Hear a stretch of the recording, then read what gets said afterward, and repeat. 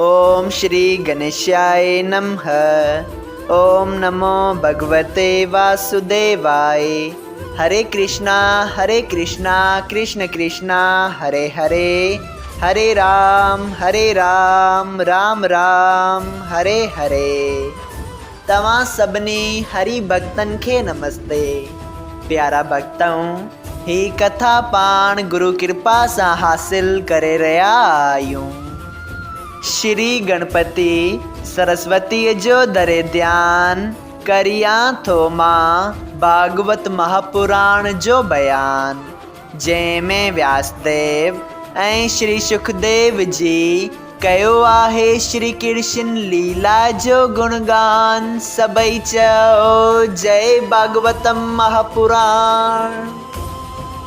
प्यारा भक्तों, कल कथा में पाण श्रीमद भागवत महापुराण साहिब जे 10 स्कंद जे 47 अध्याय जे 7 भाग में ॾिठो त गोपियूं उद्धव जी जे ज्ञान सेखारण ते उन सां नाराज़ थी उनखे चर्चे तौर ते घणियूं ई ॻाल्हियूं चवनि थियूं ऐं तंहिं बाद पंहिंजे दुखनि जो अहिवाल पिणु उन्हनि सां कहनि थियूं। सभई चओ जय श्री कृष्णा। अॼु पाण श्रीमद भागवत महापुराण साहिब जे 10 स्कंद जे 47 अध्याय जो 8हों भाग शुरू करे रहिया आहियूं। उद्धव वञी चइजां मोहन लाल गोपाल खे हिकु बार ब्रज जी दशा हली नेणे ॾिसे। श्री सुखदेव जी महाराज चवनि था, अहिड़ी तरह घणियूं ॻाल्हियूं करे गोपियन पंहिंजे गोरनि सां उद्धव जा चरण धोता ऐं विलाप करे चवण लॻियूं, हे श्याम सुंदर, वधीक तुंहिंजी जुदाईअ जो ॾुख असां खां सठो नथो वञे।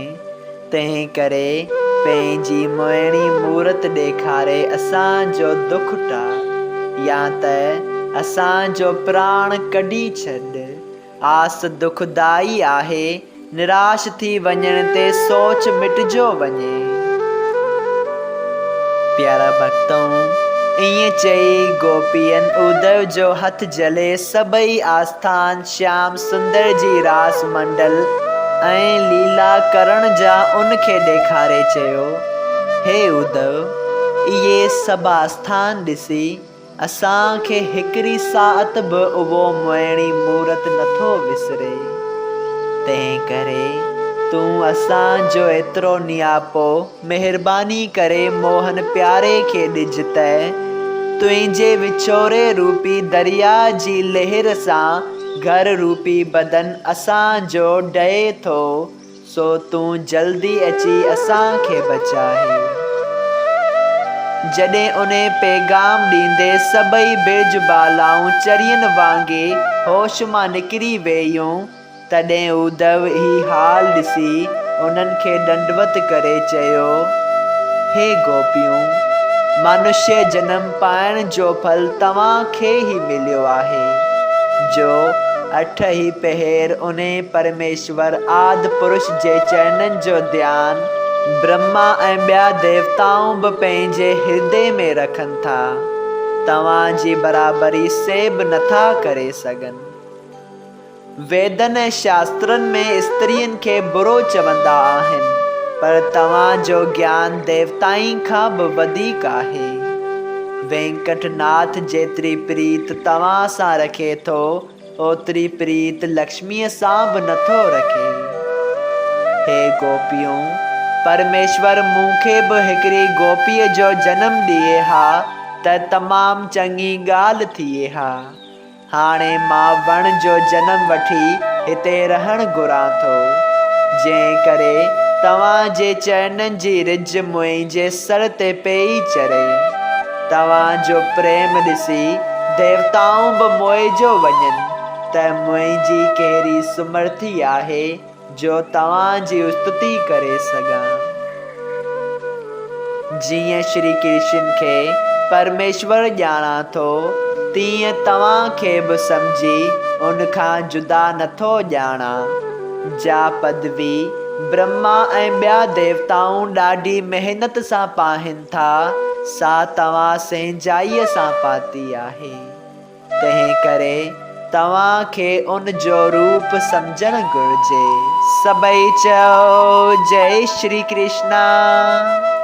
धन गोपियूं धन तव्हांजो प्रेम, माखन प्रभु गोपाल सां वधियो जिन जो नेम। प्यारा भक्तों, एतरी कथा ॿुधाए स्वामी श्री सुखदेव जी चयो, हे राजा परीक्षित, उन ॻाल्हि में को शक कोन्हे त जो माण्हू पंहिंजो मन प्रेम सां परमेश्वर सां लॻाए थो सो उन जो रूप थियो वञे। ॾिसो, गोपियूं ब्राह्मण ऐं खत्रियनि जे कुल में बि पैदा न थियूं। कॾहिं उन्हनि वेद ऐं पुराण बि न ॿुधो, कंहिं तीर्थ जो स्नान बि न कयो, कॾहिं जप ऐं तप बि न कयो। फ़क़ति श्री कृष्ण जीअ जे चरणनि में प्रीत रखण सां एतिरी वॾी पदवीअ खे पहुतियूं आहिनि।